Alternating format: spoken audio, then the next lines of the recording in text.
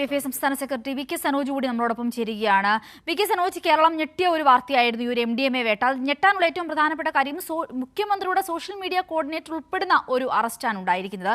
എന്നാൽ അവരെ രക്ഷിക്കുവാനുള്ള എല്ലാ നീക്കങ്ങളും ശക്തമാണെന്നാണ് ഇപ്പോൾ വരുന്ന തെളിവുകൾ നമ്മളോട് പറയുന്നത്.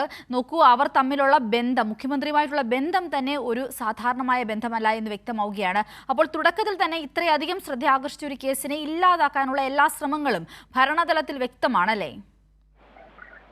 അതെ അതെ, കേസ് അട്ടിമറിക്കാനുള്ള വലിയ ഗൂഢാലോചനയാണ് ഇപ്പൊ നടന്നുകൊണ്ടിരിക്കുന്നത്. VD സതീശൻ ആദ്യം പറഞ്ഞു ഒട്ടും പരിചയമില്ല എന്നാണ് പറഞ്ഞത്.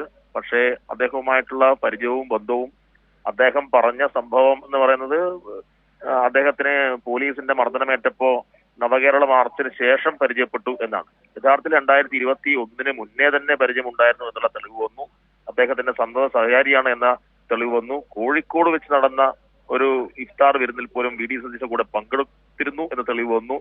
അപ്പൊ ഇത് ഒരു കാരണവശാലും നിഷേധിക്കാൻ കഴിയാത്ത രൂപത്തിലേക്ക് കാര്യങ്ങൾ വന്നിട്ടുണ്ട്. ഇനിയിപ്പോൾ അവർക്ക് ചെയ്യാൻ വേണ്ടി കഴിയുന്നത് ഈ കേസ് അട്ടിമറിക്കലാണ്.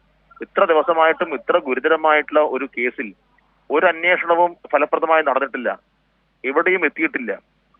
എവിടുന്നാണ് ഈ MDMA ഇത്രമാത്രം ഇങ്ങോട്ട് കൊണ്ടുവരുന്നത്? എത്ര കാലമായി ഇയാൾ ഈ പരിപാടി തുടങ്ങിയിട്ട്? ആരൊക്കെയാണ് ഇതിന്റെ കണ്ണികൾ? ഒന്നും പിടിച്ചിട്ടില്ലല്ലോ. ഒരു തലത്തിലേക്കും അന്വേഷണം പോകുന്നില്ല. മാത്രമല്ല, ഈ കേസിൽ സാക്ഷികളാക്കി നിർത്തിയിട്ടുള്ളത് യൂത്ത് കോൺഗ്രസിന്റെ അവിടെയുള്ള ആളുകളാണ്. അപ്പോ കാസർഗോഡ് യൂത്ത് കോൺഗ്രസിന്റെ സ്ഥലത്തില്ലാത്ത ആളുകളെ ഉൾപ്പെടെ സാക്ഷികളാക്കി നിർത്തി കേസ് അട്ടിമറിക്കാനുള്ള നീക്കം ആദ്യ ഘട്ടത്തിൽ തന്നെ നടത്തിയിരിക്കുന്നു എന്ന് നമ്മൾ കാണേണ്ടതുണ്ട്. എല്ലാ നിലയിലും കേസ് അട്ടിമറിക്കാനുള്ള വലിയ ഗൂഢാലോചനയും നീക്കവും നടന്നുകൊണ്ടിരിക്കുന്നു എന്നതിന്റെ തെളിവായിട്ട് ഈ കാര്യങ്ങളെല്ലാം കാണേണ്ടതുണ്ട്. ശരി, വളരെയധികം നന്ദി. വി കെ സനോജാണ് നമ്മളോട് പ്രതികരിച്ചത്.